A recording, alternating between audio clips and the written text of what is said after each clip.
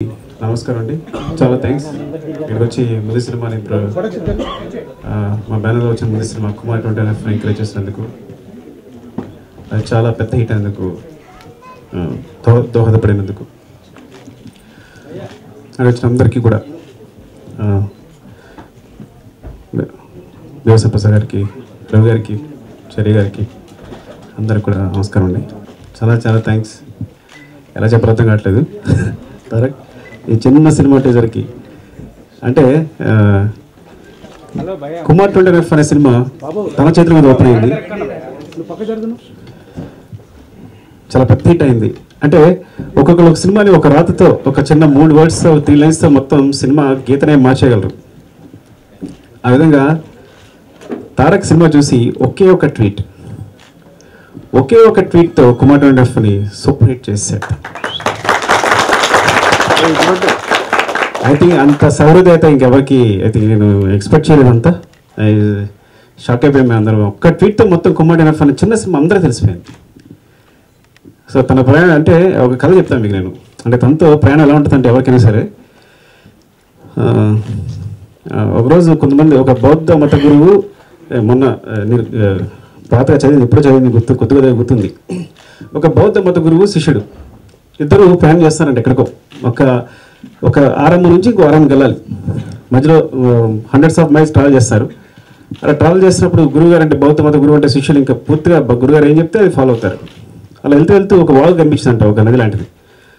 వాడు ఒక అమ్మాయి, ఒక ఎవరిలో ఒక అమ్మాయి వెయిట్ చేస్తుంది. అక్కడ వెయిట్ చేస్తూ అదే నది దాటడానికి సమస్యస్తుంది అనమాట. ఏంటంటే లేదు, నేను ఇప్పుడే కొత్తగా పెళ్లి చూపులు, నా డ్రెస్ తడిసిపోతుంది, నేను దాటలేను అంటే, నన్ను దాటిస్తారా అని ఈ బౌద్ధ మత గురువు వెంటనే భుజాల మీద ఎక్కించేసుకుని నది దాటిచ్చేసాడట.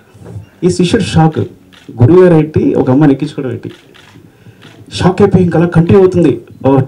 10 మైల్స్ వస్తాడు, 20 మైల్స్, 30 మైల్స్. గురువుగారు అలా డౌట్ వేస్తున్నాడు, వాటర్ ఇస్తున్నాడు, అన్ని చేత డౌట్ చూస్తూనే ఉన్నాడు. ఇలా ఇంకా తట్టుకోలేక ఒక 80 మైళ్ళ తర్వాత అడిగాడు, ఎలా గురువుగారు మీరు ఒక అమ్మాయిని టచ్ చేశారు, మీరు ఎలా మోయగలిగారు, ఒక అమ్మాయి ఎలా మోస్తారు మీరు, బౌద్ధ మత గురువు ఏంటి ఎలా మోస్తారు మీరు అమ్మాయిని, ఇంకా తట్టుకోలేక అడిగేస్తాను అంటే, ఓ పిచ్చివాడా, నేను ఆ విషయాన్ని అప్పుడే వదిలేశాను, ఇంకా మోస్తున్నావు అమ్మాయిని. అలాగా తారక్ నాను ప్రేమతో సినిమాని ఒడ్డు దాటించి వదిలేశాడు, కానీ శిష్యుల సందేహం పట్టుకుని, సందేహం లాంటి ప్రేమను పట్టుకుని ఇంకా వేలాడుతూనే ఉన్నాను నేను. ఆ ప్రేమ కంటిన్యూ అవుతూనే ఉంది. ఇంకా మాట్లాడుతున్నా నా శిష్యులు, నేను బౌద్ధ మత గురువు అనుకుంటే మా డిస్కషన్లో ఎప్పుడు దొరుకుతూనే ఉంటుంది. సో అదే ఇంకా అసలు ఏమాత్రం సమస్య లేకుండా టీజర్ రిలీజ్ అవ్వడానికి ఇప్పుడు తారక్ మళ్ళీ అడిగితే ఇలా ఉపయోగించుకుంటున్నాను అనుకుంటాడా, లేకపోతే అడగొచ్చా, అడగకూడదా, కరెక్టేనా, తను ఎలా ఫీల్ అవుతాడు అడిగితే, ఇలాంటి సందేహాలు ఏమీ లేవు నాకు. అసలు డైరెక్ట్గా వెళ్ళిపోయి ఏమంటారు, చాలా స్వచ్ఛంగా ఏమంటారు అంటే ఎలాంటి సందేహం లేకుండా వెళ్ళిపోయి కూర్చొని తారక్ అని కానీ ఏమంటే టీజర్ రిలీజా ఇది నిజే కదా, ఇప్పుడు అబద్ధం అయితే ఫస్ట్ మాట నేను చేద్దాం, నేను విన్నాను చేసేద్దాం. అక్కడ నుంచి ఫాలోఅప్ ఎవరు చేయాలి, నేను ఫాలోఅప్ చేయాలి తారక్ ఎప్పుడు అని. ఎవ్రీడే తనకు మెసేజ్, ఈ రోజు షూటింగ్ ఇది ప్రాబ్లం ఉంది, ఇక్కడ సెట్ ఇట్లా అయింది జరుగుతుంది, మీకు రేపు నేను చెప్తాను, ఏమన్నా ఈరోజు అంటే కరెక్ట్గా తనే ఫాలోఅప్ చేస్తూ అంత ప్రేమగా నిజంగా నేను పాల్చేందుకు చాలా ఆనందపడతాను. అంటే ఎలా చెప్పినా సరిపోదు. నీకు తారక్ కృతజ్ఞతలు నిజంగా, ఇలా వచ్చి చిన్న విషయానికి అయితే ఇంత వచ్చినందుకు. మొన్న నాకు తెలిసి ఈ సినిమాని నీ రాకతో ఈ సినిమా ఎక్కడికి వెళ్ళిపోతుంది మళ్ళీ. అలాగే నా బ్యాన్లో తీసిన ప్రతి సినిమాకి ఇంకా తప్పదు, నువ్వే రావాలి, నువ్వు రాకపోతే సో అది ఇంకా ఆనవాయితీ అయిపోవాలి అని కోరుకుంటున్నాను. ఇంకా సినిమా విషయానికి వస్తే,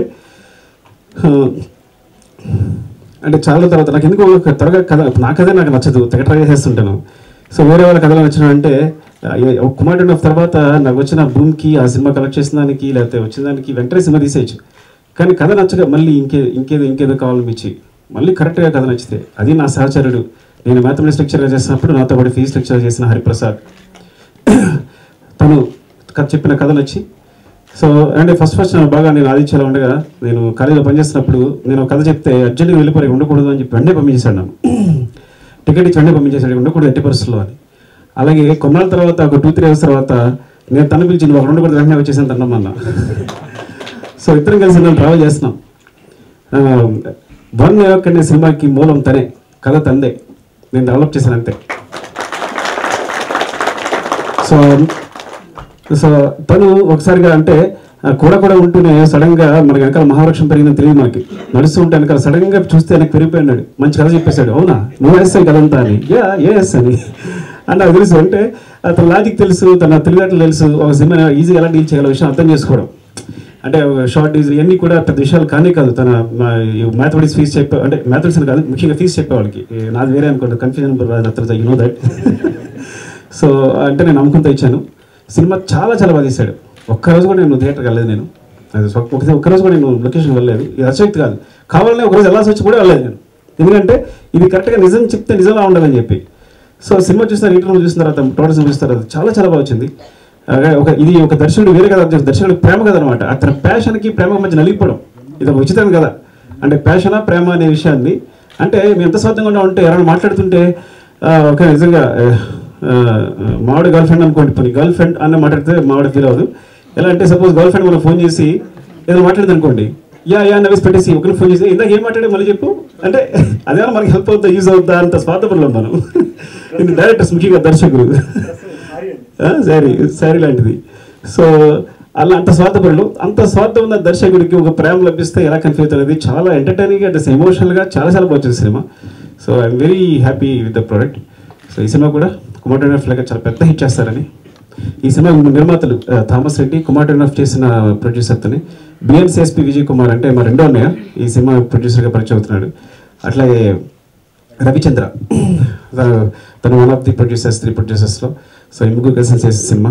అండ్ సాయి కార్తిక్ అంటే అంతకుముందు చెప్పారు కాబట్టి నేనే కీ కాబట్టి చెప్తున్నాను. సో మ్యూజిక్ చాలా చాలా బాగా చేశాడు తను.